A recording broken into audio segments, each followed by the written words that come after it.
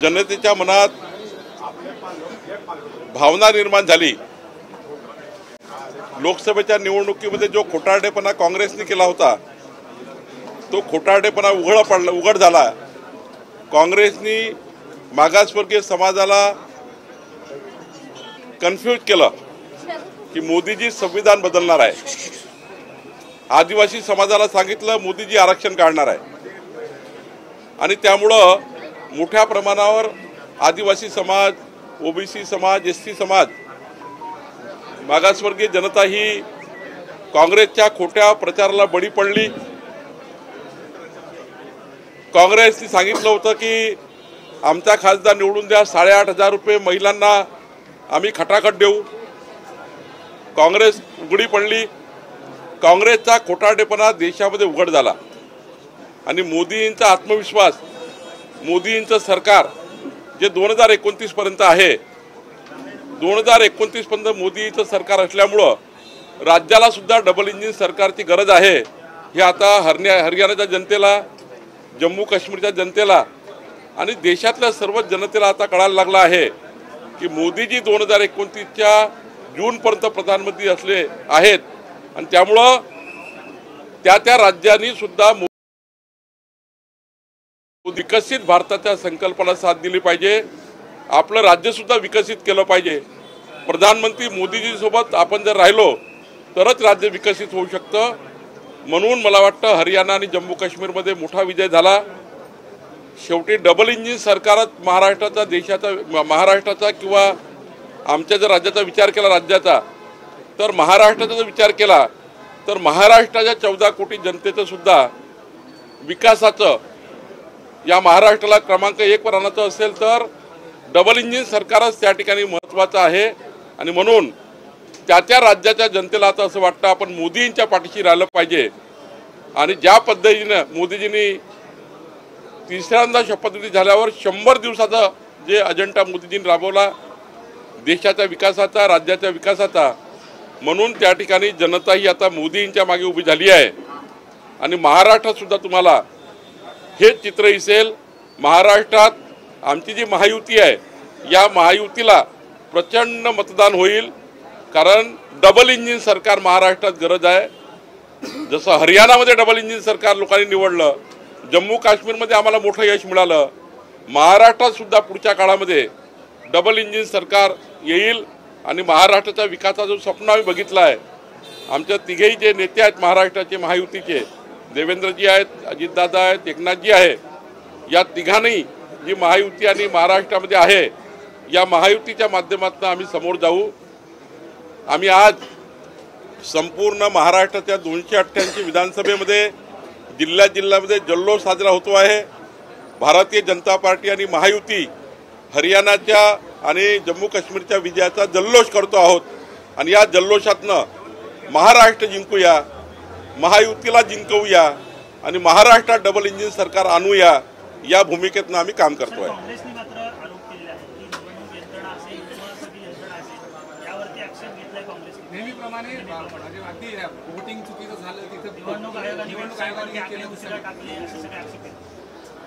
खरं तर आत्मपरीक्षणाची वेळ आहे काँग्रेस पार्टीवर। आम्हाला त्या ठिकाणी विजयाचा माज नाही आहे। आम्ही विजयामध्ये आम्ही कुठलाही माज आणत नाही आणि पराजयामध्ये आम्ही काही खचत नाही। आम्ही भारतीय जनता पार्टीचे कार्यकर्ते, सरकार ही सत्ता ही समाजाच्या शेवटच्या व्यक्तीकरता महत्त्वाची आहे, म्हणून आम्ही सत्ता ही समाजाच्या शेवटच्या व्यक्तीकरता सत्ता ही साधन आहे म्हणून समजतो। पण काँग्रेसने विचारमंथन केलं पाहिजे की हे कशामुळे झालं, तर लोकसभेच्या निवडणुकीमध्ये जो खोटारडेपणा केला, जनतेला कन्फ्यूज केलं, जनतेला खोटं बोलले आणि त्याचा बदला जनतेने घेतला। कोणतंही खोटेपणा जास्त दिवस चालत नाही। हरियाणामध्ये आणि जम्मू काश्मीरमध्ये तुम्हाला जो भाजपचा विजय दिसतो आहे, या लोकसभेच्या निवडणुकीमध्ये काँग्रेस पार्टीने केलेला खोटारडेपणा उघड झाला। आणि सर्वात महत्त्वाचं, राहुल गांधी यांनी आता देशामध्ये आरक्षणाची गरज नाही, म्हणजे भारत देशामध्ये ओबीसी, एसटी, एसटीला आरक्षणाची गरज नाही असं जे अमेरिकेत जाऊन बोलले, त्यामुळं मागासवर्गीय जनता, आदिवासी जनता आणि ओबीसी समाज आणि इतर जाती ज्या ज्या आरक्षण घेतात या देशातल्या, त्या सर्व जातींनी हे ठरवलं आहे की राहुल गांधीच्या पोटातलं उठावर आलं. राहुल गांधी आरक्षण विरोधी आहे. राहुल गांधींनी म्हटलं आहे की या देशामध्ये आरक्षणाची गरज नाही आणि म्हणून देशाची जनता ज्या ज्या निवडणुका पुढे होतील त्या त्या निवडणुकीमध्ये राहुल गांधी यांचा आरक्षण विरोधी चेहरा हा त्या ठिकाणी बुरखा फाडल्याशिवाय राहणार नाही. आणि लोकसभेतला जो खोटारडेपणा तुम्ही केला काँग्रेस पार्टीने, तो आता जनता याचा बदला घेतल्याशिवाय राहणार नाही. काश्मीरमध्ये अपेक्षित रिझल्ट म्हणजे अपेक्षित यश आलं नाही. खरं तर आले चांगलं यश, पण जे तुम्हाला अपेक्षित होतं की एक हाती पूर्ण ज्या पद्धतीने म्हणत होतात त्या मला कळतच नाही मीडियाला काय झालं. मला वाटतं तसं सांगताय. आम्हाला जे यश प्राप्त झालं होतं यापेक्षा सर्वात मोठं यश आता आहे. म्हणजे तुम्ही बघा, जम्मू काश्मीरच्या इतिहासामधलं सर्वात मोठं यश आम्हाला मिळालं आहे. आणि त्यामुळं हरियाणातलं यश हे फार मोठं आहे, पण जम्मू काश्मीरचं यश हे आम्हाला सर्वात जास्त मोठं आहे. 370चा फायदा झाला असं म्हणायचं. मला त्याचा फायदा नुकसान तर म्हणायचं नाही, पण जम्मू काश्मीरच्या जनतेला वाटतं आहे मोदीचं सरकार आमच्या जीवाचं रक्षण करू शकतं, मोदीचं सरकार आमच्या मालमत्तेचं रक्षण करू शकतं, मोदीचं सरकार आमच्या संविधानाचा जो संविधान त्या ठिकाणी अस्तित्वात नव्हतं, संविधान त्या ठिकाणी अस्तित्वात येऊन म्हणजे या देशातलं संविधान जम्मू काश्मीरमध्ये नव्हतं, त्याला आरक्षणाचे फायदे नव्हते जम्मू काश्मीरमध्ये. आता मोदीजींनी 370 कलम हटवल्यावर जे संविधानानुसार त्या ठिकाणी आरक्षण मिळत आहे लोकांना, खरं तर हा फायदा जम्मू काश्मीरच्या लोकांना झाला. आणि त्यामुळं मला वाटतं जेव्हा आपण जीवाचं रक्षण करतो, मालमत्तेचं रक्षण करतो जनतेच्या, जनता मत दिल्याशिवाय राहत नाही. जम्मू काश्मीरचे यश हे मला वाटतं सर्वात मोठं यश आमच्या दृष्टीनं आहे. हरियाणामध्ये ज्या प्रकारे यश आले, भाजप अर्थातच राज्यात देखील मोठा भाऊ आहे, पण मुख्यमंत्री पदापासून ते अगदी जागा वाटवापर्यंत भाजपचं बार्गेनिंग पॉवर वाढले असं म्हणायचं. विजयाचा माज नाही, पराभवाने खचत नाही. लोकसभेत आमचा पराभव झाला, आम्ही खचलो नाही. आम्ही 2 लाख मतांनी आमच्या 13 सीट गेल्या. भारतीय जनता पार्टीच्या 13 सीट केवळ 2 लाख मतांनी आमच्या गेल्या. जर 2 लाख मतं मिळाले असते तर आम्ही 21 झालो असतो भाजपा. पण ठीक आहे, आम्ही हारलो. आम्ही पराभवाने खचत नाही आहे, विजयाचा उन्माद नाही आहे, माज नाही आम्हाला. आणि आम्ही सांगतो, आम्ही जनतेमध्ये पुन्हा जाऊ. जसं हरियाणामध्ये प्रत्येक बूथवर जनतेमध्ये जाऊन आमच्या तेथील कार्यकर्त्यांनी काँग्रेसचा खोटारडेपणा उघड केला, लोकसभेमध्ये मोदीजींना बदनाम केलं, लोकसभेमध्ये मोदीजींना त्या ठिकाणी टार्गेट करून मतं मागितले आणि सर्व समाजाला खोटं बोलून त्या ठिकाणी मतं घेतले. हे महाराष्ट्रात सुद्धा होणार आहे. महाराष्ट्राच्या प्रत्येक घरी आम्ही जाऊ, आम्ही घर चलो अभियान करू, जनतेशी हार्ट टू हार्ट आणि मॅन टू मॅन बोलू, जनतेशी संवाद करू, आम्ही प्रवास करू पुन्हा. आणि जनतेने जे कन्फ्युजन काँग्रेस पार्टीने केलं, जातीपातीचं राजकारण केलं, समाजामध्ये काँग्रेस पार्टीने झगडे लावले, जातीपातीमध्ये झगडे लावलेत, आमच्या समाजाला दूर करण्याचं काम केलं, ओबीसीला मराठा विरुद्ध, मराठाला ओबीसी विरुद्ध हे जे राजकारण महाराष्ट्रात केलं, हे राजकारण सुद्धा आम्ही हाणून पाडू. आणि या महाराष्ट्रात सर्व समाज एकत्र राहतील आणि महायुतीला मतदान करतील, यासाठी आम्ही काम करणार आहोत.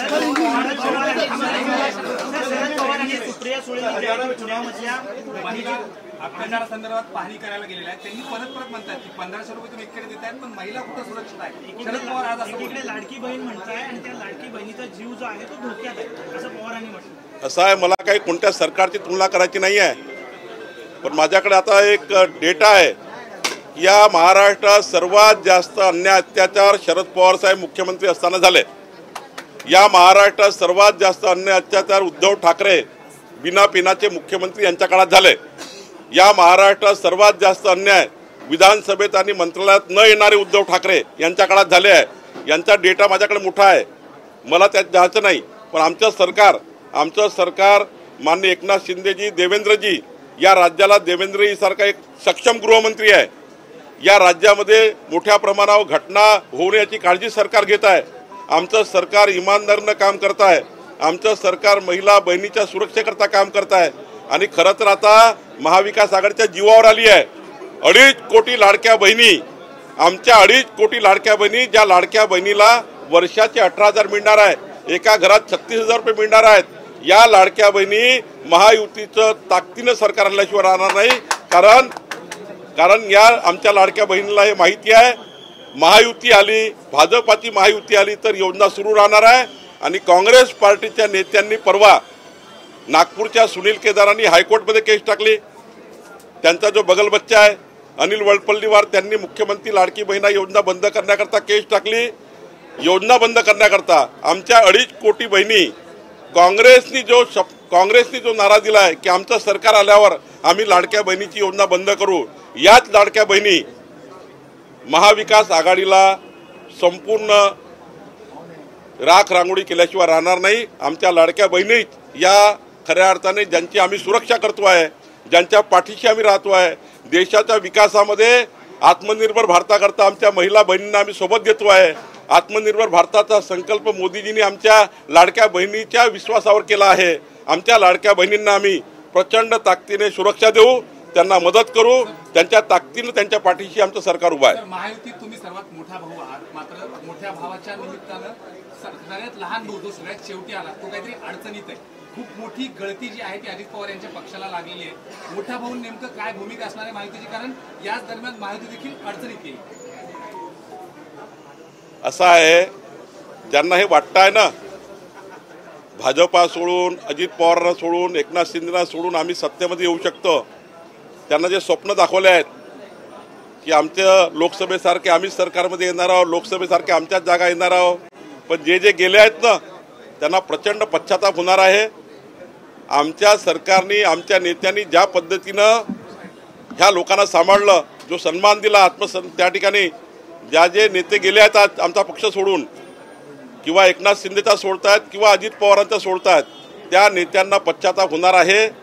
कारण ते जे गेले आहेत ते अशा लोकांकडे गेले आहेत, ते महाराष्ट्र वाटोळे करणारे लोक आहेत। इकडे जर विचार केला तर मोदीजी सारखं नेतृत्व आहे या महाराष्ट्राला, एकनाथजी देवेंद्रजी सारखे नेते या ठिकाणी आहेत। आणि त्यामुळं हे जे आता सत्तेच्या लालचेपोटी गेले त्यांना असं वाटतं की लोकसभेमध्ये आमचे खासदार निवडून आले तर आमचे आमदार निवडून येतील। खरं तर जनता बदला घेणार आहे, कारण शरद पवार साहेब लोकांना खोटं बोललेत, नाना पटोले खोटं बोललेत, राहुल गांधी लोकांना खोटं बोललेत, या ठिकाणी उद्धव ठाकरे लोकांना खोटं बोललेत, हिंदुत्वाचा विचार सोडला उद्धव ठाकरेंनी, मताच्या लागून चालण्याकरता उद्धव ठाकरे हे अशा लोकांकडे जाऊन बसले जे हिंदू हृदय सम्राट बाळासाहेब ठाकरेजींना मान्यच नव्हतं। बाळासाहेब ठाकरेजींनी म्हटलं होतं की ज्या दिवशी मला शिवसेनेशी बोलावं लागेल ज्या दिवशी मी काँग्रेसशी बोलावं लागेल किंवा काँग्रेसच्या घरी जावं लागेल आम्हाला, त्या दिवशी शिवसेनेचं दुकान बंद करून टाकील, अशा लोकांसोबत उद्धव ठाकरे गेले आहेत। मला असं वाटतं जे लोक त्यांच्याकडे जात आहे महाविकास आघाडीकडे, हे पूर्ण पश्चाताप होतील आणि आपलं राजकीय आयुष्य उद्ध्वस्त केल्याशिवाय राहणार नाही। कारण त्यांनी खऱ्या अर्थाने कोरड्या विहिरीत उडी टाकली आहे। जे लोक आज आम्हाला सोडून चालले आहे ते कोरड्या विहिरीत उडी टाकतात आहे आणि त्यांचा त्या ठिकाणी संपूर्ण राजकीय आयुष्याचा सत्यानाश झाल्याशिवाय राहणार नाही। कारण शरद पवार साहेब, उद्धव ठाकरे किंवा जे काही नाना पटोले काँग्रेस पार्टी आहे, ही काँग्रेस पार्टी खऱ्या अर्थाने पुढचे 20 वर्ष सरकारमध्ये येणार नाही।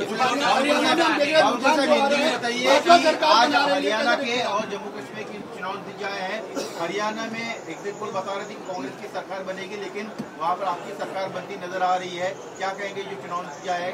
देखिए, माननीय प्रधानमंत्री नरेंद्र मोदी जी ने तीसरी बार जब प्रधानमंत्री की शपथ ली, तब फिर एक बार जनता को देश में विश्वास हुआ कि मोदी जी ही विकसित भारत का संकल्प पूरा कर सकते हैं, मोदी जी ही आत्मनिर्भर भारत को पूरा तरह से बना सकते हैं, मोदी जी ही विश्व का सबसे अच्छा भारत बना सकते हैं।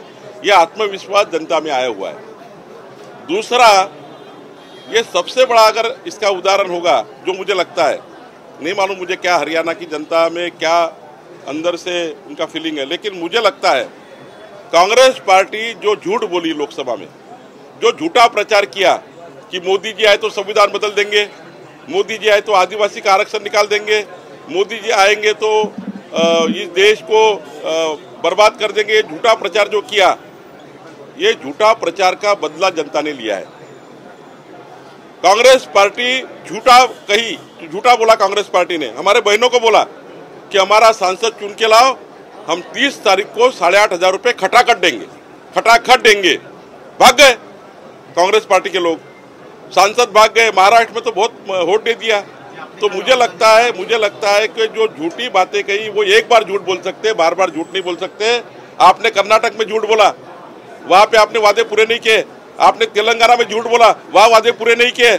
आपने हिमाचल प्रदेश में झूठ बोला, वहां वादे पूरे नहीं किए। आपने देश की महिला बहनों से झूठ बोला, 8,500 रुपए महीने के देंगे, झूठ बोला, आपने वादे पूरे नहीं किए। हरियाणा की जनता ने सही फैसला किया है, कांग्रेस पार्टी को लथेड़ा है।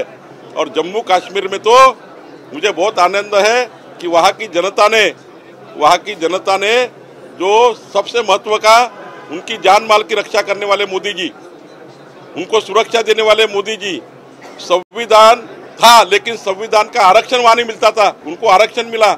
इसलिए बहुत बड़ा फायदा बीजेपी को हुआ है और बीजेपी देश का विकास कर सकती है। हमारी पार्टी के नेता मोदी जी विकास कर सकते हैं और मोदी जी अगर देश में प्रधानमंत्री है, सबको मालूम हो गया है कि मोदी जी जून 2029 तक प्रधानमंत्री है, तो हर कोई राज्य का नेता, हर कोई राज्य का नागरिक चाहेगा, चाहे महाराष्ट्र को चाहे हरियाणा को, वो ये चाहेगा कि डबल इंजन सरकार लाए और डबल इंजन सरकार ही देश का और राज्य का विकास कर सकती है। डबल इंजन सरकार आई तो राज्य का विकास हो सकता है। ये जनता ने ठान लिया है और झूठे लोगों का बदला, ये झूठ का बदला लिया है जनता ने, ऐसा मुझे लगता है। राहुल गांधी ने जो अमेरिका में कहा था आरक्षण को लेकर, क्या आपको लगता है कि उसको लेकर जनता ने जवाब दिया है या उसका असर हुआ है? एकदम बराबर है आपका कहना। राहुल गांधी ने अमेरिका में जो कहा कि भारत देश को SC ST जो OBC है, मागासवर्गीय आदिवासी है, जो आरक्षण लेते हैं जो राज्य में और देश में आरक्षण जो समाज लेता है, अब उनको आरक्षण की जरूरत नहीं रही। ये राहुल गांधी ने बहुत दिन से सोच के रखा था, लेकिन अमेरिका में जाके बोल दिया। वो हिंदुस्तान में नहीं बोल पाए, उनको लगा नहीं कि अमेरिका में मेरा कोई टेप कर लेगा। लेकिन आज जनता के सामने सच्चाई आई है। मोदी जी एक तरफ संविधान हाथ में लेकर महामानव डॉक्टर बाबा साहेब आम्बेडकर जी ने दिया हुआ आरक्षण आगे लेके जाना चाहते हैं, वही राहुल गांधी इस देश का आरक्षण खत्म करना चाहते हैं। इसलिए जनता ने वहाँ वो भी विषय का बदला लिया है, ऐसा मुझे लगता है। और झूठों का पर्दाफाश किया, झूठ बोलने वालों को जगह दिखा दी। और मेरी महिला बहनें जो है उन्होंने ज़्यादा जगह दिखा दी, क्योंकि महिला बहनों के साथ झूठ बोला। 30 तारीख को हमारा सांसद आएगा, हमारा सांसद चुन के आएगा तो खटाखट 8,000 रुपये देगा। तो ये जो झूठ बोला गया इसका भी बदला लोगों ने लिया है। जयराम रमेश जो है वो इलेक्शन, कांग्रेस जो है हरियाणा को लेकर इलेक्शन कमीशन में गई है। जब भी जहाँ पर कांग्रेस हारती है, पिछड़ती है, इलेक्शन कमीशन का दरवाजा खटखटाते हैं, संदेह जताते हैं। देखिए, कांग्रेस पार्टी जब हारती है तब EVM पे डाउट लेती है, कांग्रेस पार्टी जब हारती है तो चुनाव आयोग पे डाउट लेती है। अब यहाँ पर उनके 31 मेंबर ऑफ पार्लियामेंट चुन के है महाराष्ट्र में। हमने तो कभी नहीं कहा चुनाव में मशीन खराब हो गई है, चुनाव में गलत हो गया, ऐसा कभी कहा हमने? कांग्रेस पार्टी का ये धंधा है। कांग्रेस पार्टी यही करती है कि जब हारती है तो हार स्वीकार नहीं करती है। हम हार स्वीकार करते हैं, जहाँ हमारी हार हुई है हमने स्वीकार किया है। हमको चुनाव जीतने से गर्व नहीं होता है, हमको चुनाव हारने से कोई डर नहीं लगता है। हम ऐसे कार्यकर्ता है, हम सरकार लाएंगे तो लोगों के लिए लाएंगे, नहीं आई सरकार तो फिर काम करेंगे। हम सरकार आने जाने के लिए काम नहीं करते, समाज के आखिरी आदमी के लिए काम करते हैं। ऐसी हमारी पार्टी का ध्येय धोरण है। कांग्रेस पार्टी हमेशा सरकार जब हारती है तब रोती है, फूट के रोती है, उनके नेता सारे डिमोरलाइज हो जाते हैं। अभी हरियाणा में यही हुआ, हारने के बाद कांग्रेस पार्टी अभी इलेक्शन कमीशन में जाएगी, वो मशीन पे दोष देगी, मोदी जी को वहां पर कीचड़ उछालेगी, ये सारी कांग्रेस पार्टी करेगी। लेकिन जनता ने सही फैसला लिया। हरियाणा की जनता का मैं बहुत बहुत आभार व्यक्त करता हूँ, जम्मू कश्मीर की जनता का आभार व्यक्त करता हूँ। जब बटन दबाई उन्होंने तो सोच समझ के दबाई है, क्योंकि उनको ये मालूम है मोदी जी के नेतृत्व में ही भारत आत्मनिर्भर हो सकता है, विकसित भारत मोदी जी के नेतृत्व में हो सकता है, विकसित हरियाणा मोदी जी के नेतृत्व में हो सकता है, विकसित जम्मू कश्मीर मोदी जी के नेतृत्व में हो सकता है। ये जनता को समझा हुआ है। और महाराष्ट्र में भी महाराष्ट्र की 14 करोड़ जनता मोदी जी के नेतृत्व में महायुति को 2/3 बहुमत से चुन के लाएगी। ये मेरा विश्वास महाराष्ट्र की जनता के ऊपर है। हरियाणा चुनाव का इम्पैक्ट आपको लगता है कि क्या महाराष्ट्र में होगा? जिस तरह से कांग्रेस कॉन्फिडेंस में है, क्या आपको लगता है कि कांग्रेस क्या इसका इम्पैक्ट महाराष्ट्र में किस कदर होगा? बीजेपी कार्यकर्ताओं का क्या इससे मनोबल बढ़ेगा? देखिए, वो बात पर हम चुनाव नहीं लड़ते। वहाँ से जीत के आएंगे तो हम महाराष्ट्र में जीतेंगे, ये बात पे हम चुनाव नहीं लड़ते। हम चुनाव लड़ते हैं मोदी जी की सरकार देश में है, महाराष्ट्र की सरकार एकनाथ जी, देवेंद्र जी, अजित पवार ने जिस प्रकार से किसानों को 44 लाख किसानों को बिजली बिल माफ़ किया, 2.5 करोड़ बहनों को लाडली बहन के नाम से उन्होंने योजना बनाई, फ्री एजुकेशन की योजना बनाई। ये जो सरकार ने जनता को जो दिलासा दिया है, जनता को मदद की है, मुझे लगता है जब कोई सरकार अच्छे से काम करती है, जनता को डिमांड पूरी करती है, मुझे लगता है वो विषय के ऊपर हम चुनाव लड़ेंगे। हरियाणा में जीत गए करके महाराष्ट्र में हम जल्लोश करेंगे, हमारे पार्टी की जीत है, लेकिन कोई हमें घमंड नहीं होगा, कोई हम गर्व से नहीं कहेंगे। हम महाराष्ट्र में ईमानदारी से घर घर जाएंगे, हर वोट को मिलेंगे। केंद्र की और राज्य की सरकार, डबल इंजन सरकार ही आपका और महाराष्ट्र का भला कर सकती है। घर घर जाकर समझाएंगे और महाराष्ट्र में भी पूरे 2/3 बहुमत से हम जनता के साथ बैठकर ये सरकार लाएंगे और अगले 5 साल में देश का सबसे अच्छा महाराष्ट्र बनाने का हम प्रयास करेंगे। महाविकास आघाड़ी की बैठकें लगातार चल रही है, उनका कहना है कि दशहरे के पहले उनकी पहली लिस्ट आ जाएगी। महायुति की लिस्ट कभी तक आ जाएगी क्या? देखिए, उनका अधिकार उनको है, हमारा अधिकार हमको है। हम सब लोग जो बैठे हैं महायुति के लोग, उनका नहीं मालूम क्या चल रहा वहाँ खेमे में। वहाँ तो ऐसी स्थिति बनने वाली है कि जब उनके महाविकास आघाड़ी के कैंडिडेट जब डिक्लेयर हो जाएंगे, उनकी सीटें डिक्लेयर हो जाएगी, तो बड़ी बाढ़ वहाँ पर आ जाएगी। सब वहाँ पे बड़ी बहुत बड़ा स्पोर्ट होगा महाविकास आघाड़ी में। लेकिन महायुति में कोई ऐसा स्पोर्ट नहीं होगा, क्योंकि हम लोग जीतने के लिए एक एक सीट को लेकर हम बात कर रहे हैं। हम कोई भी 160 चाहिए, 200 चाहिए, 90 चाहिए, 80 चाहिए, ये भूमिका में नहीं है। हम भूमिका में है कि जो जहाँ जीत सकता है वो सीट लड़े।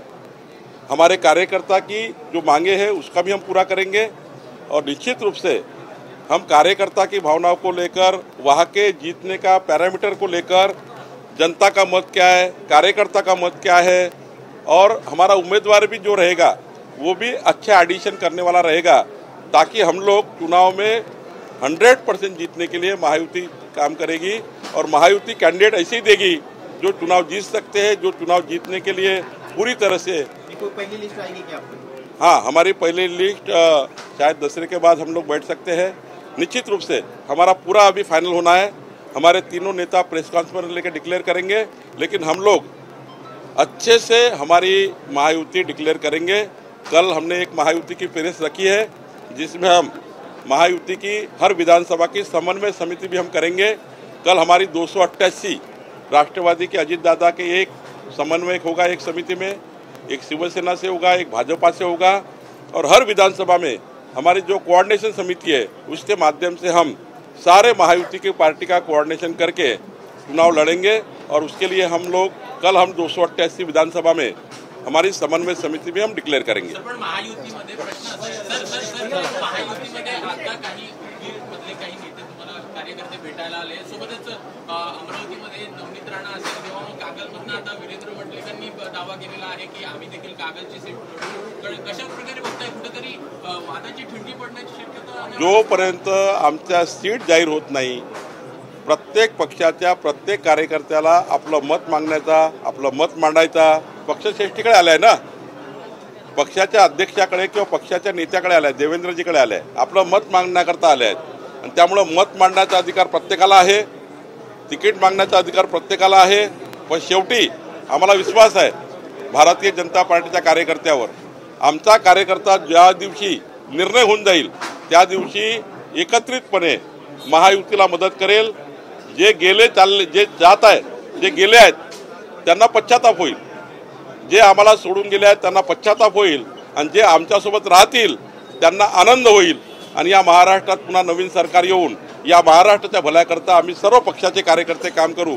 कुठेही आमच्या पक्षात नाराजी नाही आहे।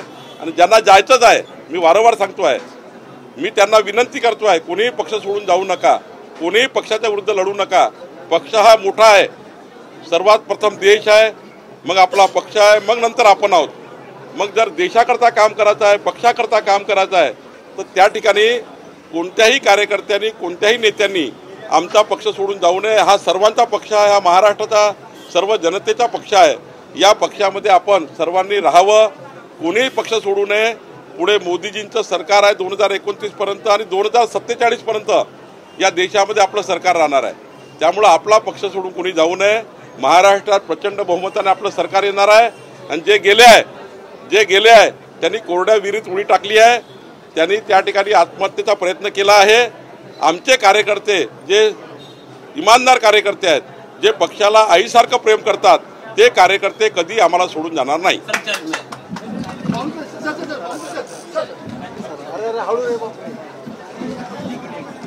चल